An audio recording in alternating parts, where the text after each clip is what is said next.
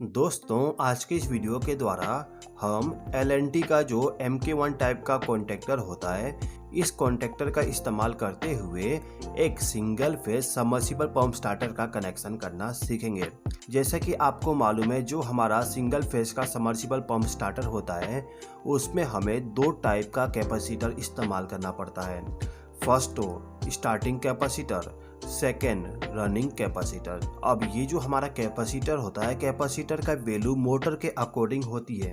Example के लिए आप ये समझ लीजिए, यदि आपके पास में 1 हॉर्स पावर का मोटर है तो उसके लिए जो स्टार्टिंग कैपेसिटर हम इस्तेमाल करेंगे वो 200 माइक्रोफैराड से लेके 250 माइक्रोफैराड के बीच में होता है, और जो रनिंग कैपेसिटर इस्तेमाल करेंगे वो 36 माइक्रोफैराड का होता है। अब जो हमारा मोटर होगा, उस मोटर को चालू करने के लिए हम एक स्टार्ट पुश बटन इस्तेमाल करेंगे। जो हम स्टार्ट पुश बटन इस्तेमाल करेंगे, इसके नीचे में आपको 2 एलिमेंट लगाना होगा। इसमें हमें 2 एलिमेंट क्यों लगाना पड़ रहा है, मैं आपको आगे बता दूंगा, ठीक है। उसके बाद मोटर को ऑफ करने के लिए हम एक स्टॉप पुश बटन का इस्तेमाल करेंगे। उसके बाद जो हमारा मोटर है, मोटर यदि रन करता है तो उसके इंडिकेशन के लिए एक इंडिकेशन लैंप का इस्तेमाल करेंगे। अब जो हमारा मोटर है, उस मोटर का रनिंग करंट कितना है उसको भी हमें देखना है, तो उसके लिए हमें अमीटर का इस्तेमाल करना पड़ता है, और हमें वोल्टेज को भी चेक करना है, तो उसके लिए हम वोल्ट मीटर का इस्तेमाल कर लेंगे। ये जो हमारा वोल्ट मीटर है, इसका कनेक्शन हम कुछ इस प्रकार से करने वाले हैं, जिससे कि जब हम चाहें वोल्टेज को देखना, उसी समय हमारा वोल्ट मीटर वोल्टेज को शो करे, बाकी टाइम वोल्टेज को ना शो करे। तो इसके लिए हम यहाँ पे एक पुश बटन का इस्तेमाल कर लेंगे। ये जो हमारा पुश बटन होगा, इसको प्रेस करने से जो हमारा वोल्ट मीटर है, ये वोल्टेज को शो करेगा, ठीक है दोस्तों। अब जो भी हमारा इनपुट पावर सप्लाई आएगा और जो केबल हमारे मोटर के लिए जाएगा, उसके लिए हम यहाँ पे एक टीवी का इस्तेमाल करते हैं।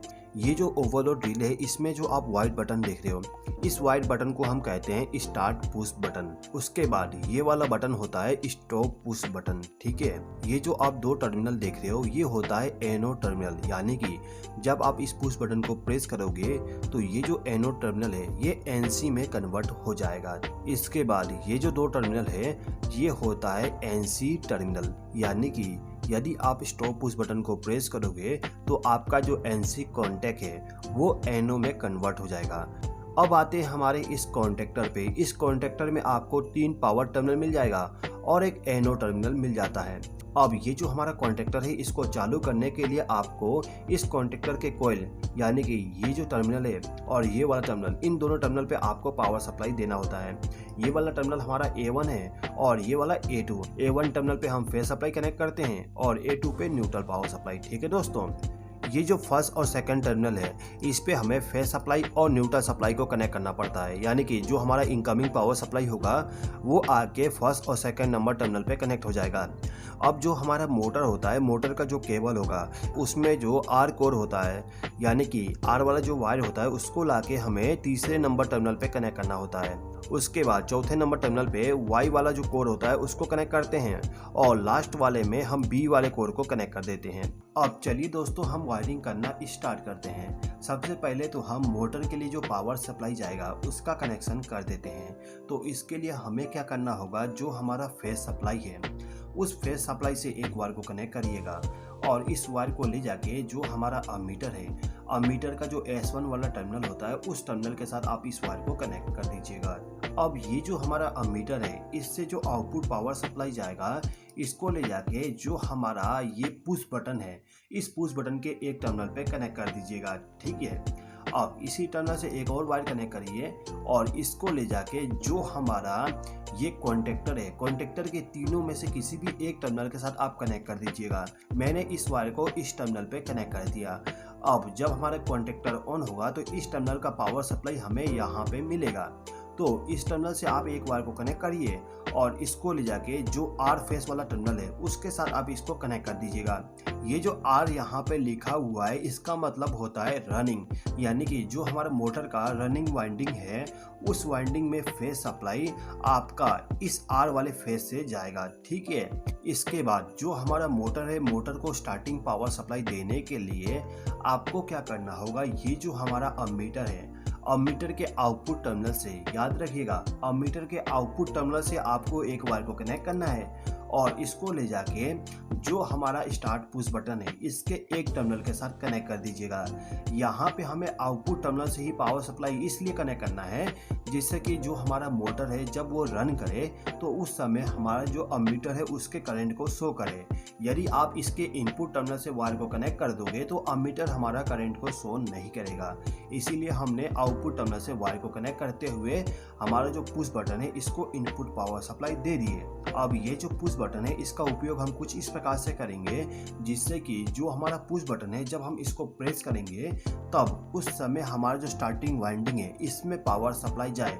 जैसे ही हम पुश बटन को रिलीज कर दें तो जो हमारा स्टार्टिंग वाइंडिंग होगा इसमें पावर सप्लाई जाना बंद हो जाए। तो इसके लिए हमें क्या करना होगा, जो हमारा पुश बटन है, पुश बटन का जो एक एलिमेंट है जिसमें आपने फेस सप्लाई यहाँ से लाके कनेक्ट किया हो उस एलिमेंट से एक वायर को कनेक्ट करिएगा और इसको ले जाके जो हमारा स्टार्टिंग कैपेसिटर है इसके एक टर्मिनल के साथ कनेक्ट कर दीजिएगा। यानी कि हमने स्टार्टिंग कैपेसिटर को पावर सप्लाई पुश बटन के द्वारा दे दिए। अब ये जो स्टार्टिंग कैपेसिटर का आउटपुट टर्मिनल है इसमें से एक वायर को कनेक्ट करके जो रनिंग कैपेसिटर है इसके एक टर्मिनल के साथ कनेक्ट कर दीजिएगा।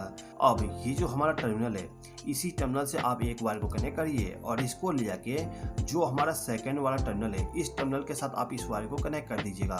अब यहाँ पे जो पावर सप्लाई आएगा इसका आउटपुट हमें यहाँ पे मिलने वाला है। तो इस टर्मिनल से हम एक वायर को कनेक्ट करेंगे और इसको ले जाके वाई फेस के साथ में इसको कनेक्ट कर देंगे जिससे कि जब हम पुश बटन को प्रेस करेंगे तो पावर सप्लाई यहाँ से फ्लो होते हुए हमारे स्टार्टिंग कैपेसिटर में चला जाएगा और स्टार्टिंग कैपेसिटर से जो पावर सप्लाई निकलेगा ये पावर सप्लाई सीधे ही यहाँ से फ्लो होते हुए जो हमारा स्टार्टिंग वाइंडिंग है उसमें चला जाएगा। यानी कि स्टार्टिंग के समय हम स्टार्टिंग कैपेसिटर के द्वारा पावर सप्लाई मोटर को प्रोवाइड कर देंगे। ठीक है। अब यहाँ पे जो बी लिखा हुआ है इस टर्मिनल पे जो मोटर का कॉमन टर्मिनल होता है वो कनेक्ट होता है और उस कॉमन टर्मिनल पे हमें न्यूट्रल पावर सप्लाई देना पड़ता है। तो इसके लिए हम क्या करते हैं कि ये जो हमारा न्यूट्रल पावर सप्लाई है इसी में से एक वायर को कनेक्ट करेंगे और इस वायर को ले जाके इस तीसरे नंबर टर्मिनल के साथ कनेक्ट कर देंगे। अब इसका आउटपुट पावर सप्लाई हमें इस टर्मिनल से मिलने वाला है तो इसी से एक वायर को कनेक्ट करेंगे और इसको ले जाके बी फेस वाले टर्मिनल के साथ कनेक्ट कर देंगे। तो जो हमारा मोटर था उसको हमने स्टार्टिंग कैपेसिटर का तो पावर सप्लाई दे दिए लेकिन रनिंग कैपेसिटर का पावर सप्लाई नहीं दिए। तो ये जो हमारा रनिंग कैपेसिटर होता है इसका जो आउटपुट टर्मिनल है इसमें से एक वायर को कनेक्ट करके आपको ले जाके इस टर्मिनल के साथ कनेक्ट करना होता है।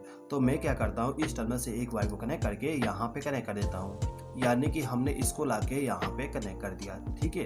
तो यहाँ पे जो हमारा पावर वायरिंग था, पावर वायरिंग कंप्लीट हो गया है। अब हमें करना है कंट्रोल वायरिंग। कंट्रोल वायरिंग करने के लिए आपको क्या करना होगा, जो हमारा फेस सप्लाई है, जैसे कि आप देख सकते हो इस टर्मिनल पे हमने फेस सप्लाई को कनेक्ट किए हैं तो इसी टर्मिनल से एक वायर को कनेक्ट करना है। हम यहाँ से कनेक्ट करते हुए ले जाते हैं और इसको ले जाके जो हमारा एनो टर्मिनल है इस टर्मिनल के साथ आप इसको कनेक्ट कर दीजिएगा। यानी कि हमने एनो पुश बटन को इनपुट पावर सप्लाई दे दिए। अब जब हम इस पुश बटन को प्रेस करेंगे तो इसका पावर सप्लाई हमें यहाँ पे मिलेगा।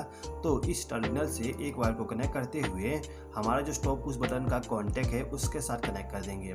अब ये जो स्टॉप पुश बटन है ये एनसी कॉन्टैक्ट होता है, इसीलिए आउटपुट पावर सप्लाई हमें यहाँ पे मिलेगा। अब यदि आप यहाँ पे स्टॉप पुश बटन इस्तेमाल नहीं करोगे तो उस कंडीशन में आपको क्या करना होगा, इस टर्मिनल से एक वायर को कनेक्ट करते हुए डायरेक्टली ले जाके जो हमारा कॉन्टैक्टर का कॉइल है उसके A1 टर्मिनल के साथ कनेक्ट कर देना है। लेकिन यहाँ पे मैं एक और स्टॉप पुश बटन का इस्तेमाल करने वाला हूँ। तो इसके लिए मैं क्या करूँगा कि इसका जो आउटपुट टर्मिनल है यानी कि ये वाला टर्मिनल, इसमें से एक वायर को कनेक्ट करेंगे और इसको ले जाके जो हमारा स्टॉप पुश बटन है इसको इनपुट पावर सप्लाई दे देंगे। अब ये जो स्टॉप पुश बटन है इसके आउटपुट टर्मिनल से एक और वायर को कनेक्ट करेंगे और इसको ले जाके जो हमारा कॉन्टैक्टर है इसके A1 टर्मिनल के साथ कनेक्ट कर देंगे। यहाँ पे आप एक चीज़ देख सकते हो कि ये जो हमारा स्टॉप पुश बटन है इसको हमने इस स्टॉप पुश बटन के सीरीज में कनेक्ट कर दिए। ठीक है। अब ये जो स्टार्ट पुश बटन है इसमें जो हमने वायरिंग की है ये केवल हमारा पावर वायरिंग है। यदि आप इस स्टार्ट पुश बटन का उपयोग मोटर को चालू करने के लिए इस्तेमाल करना चाहते हो तो इस स्टार्ट पुश बटन को आपको इस एनो कॉन्टैक्ट के पैरेलल में कनेक्ट करना होता है। तो इसके लिए हमें क्या करना होगा कि इस टर्मिनल से एक वायर को कनेक्ट करते हुए ले जाना है और इस स्टार्ट पुश बटन को पावर सप्लाई देना है। लेकिन यहाँ पे आप एक चीज़ नोटिस कर सकते हो कि ये जो वायर यहाँ पे कनेक्ट है ये वायर हमारा इस अमीटर के आउटपुट वाले टर्मिनल से कनेक्ट होके गया है और इसी आउटपुट टर्मिनल से एक और वायर कनेक्ट है जो कि पुश बटन के साथ ऑलरेडी कनेक्ट है। तो इसके लिए हम क्या करते हैं कि यहीं से एक वायर को कनेक्ट करते हुए इस स्टार्ट पुश बटन को इनपुट पावर सप्लाई कनेक्ट कर देंगे। अब इस पुश बटन का जो दूसरा एलिमेंट है, इस एलिमेंट से एक वायर को कनेक्ट करेंगे और इस वायर को ले जाके जो हमारा स्टॉप पुश बटन को इनपुट पावर सप्लाई दिया गया है उस टर्मिनल के साथ इस वायर को कनेक्ट कर दीजिएगा। देखिए, यदि हमें कोई रिमोट स्टार्ट पुश बटन इस्तेमाल करना है तो इसको हमें जो हमारा स्टार्ट पुश बटन है उसके पैरेलल में कनेक्ट करना होता है। अब जैसे कि आपने देखा, जो हमारा स्टार्ट पुश बटन है इसमें हमने दो एलिमेंट का इस्तेमाल किया। इस एलिमेंट में जो येलो वायर कनेक्ट है इसके द्वारा स्टार्टिंग कैपेसिटर में पावर सप्लाई जाएगा। उसके बाद इस पुश बटन में जो दूसरा एलिमेंट है, इस एलिमेंट का उपयोग मोटर को स्टार्ट करने के लिए इस्तेमाल करेंगे। ठीक है दोस्तों, अब ये जो कॉन्टेक्टर का कॉइल है इसको हमने फेस सप्लाई कनेक्ट कर दी है। अब हमें केवल न्यूट्रल पावर सप्लाई कनेक्ट करना है। तो इसके लिए हम क्या करते हैं कि ये जो हमारा न्यूट्रल पावर सप्लाई है इसी में से एक वायर को कनेक्ट करते हुए इसको ले जाके जो हमारा कॉन्टेक्टर का कॉइल है इसका जो A2 टर्मिनल है इस टर्मिनल के साथ हम इस वायर को कनेक्ट कर देंगे। ठीक है, अब इसके बाद हमारा जो कॉन्टेक्टर है, इस कॉन्टेक्टर को होल्ड करके रखने के लिए आपको होल्डिंग सर्किट बनाना पड़ेगा। और जैसे कि आपने देखा कि ये जो हमारा एनो टर्मिनल है, इस एनो टर्मिनल के साथ एक पिन कनेक्ट है। ये जो पिन है वो ऑलरेडी इस टर्मिनल के साथ कनेक्ट होगा।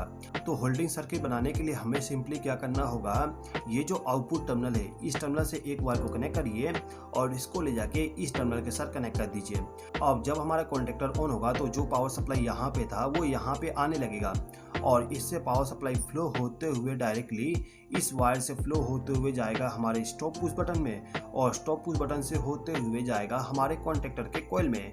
यानी कि कॉन्टेक्टर को रेगुलर पावर सप्लाई देते रहेगा जिससे कि हमारा कॉन्टेक्टर होल्डिंग सर्किट बना के रखेगा। ठीक है, अब जब हमारा मोटर रन करेगा तो मोटर के रनिंग का इंडिकेशन के लिए हमारा जो इंडिकेशन लैंप है, इस इंडिकेशन लैंप को फेस सप्लाई देने के लिए आपको इस वाले टर्मिनल से एक वायर को कनेक्ट करना है और इस टर्मिनल पे जो वायर कनेक्ट है वो ऑलरेडी इस पुश बटन से जा रहा है। तो मैं क्या करता हूँ, इसी वायर से एक वायर को कनेक्ट करके जो हमारा इंडिकेशन लैंप है इसको फेस सप्लाई दे दूंगा। ठीक है दोस्तों, अब इसके बाद ये जो हमारा वोल्ट मीटर है, इस वोल्ट मीटर को फेस सप्लाई देने के लिए ये जो हमारा पुश बटन है, इस पुश बटन के आउटपुट टर्मिनल से एक वायर को कनेक्ट करके वोल्ट मीटर को फेस सप्लाई दे देंगे।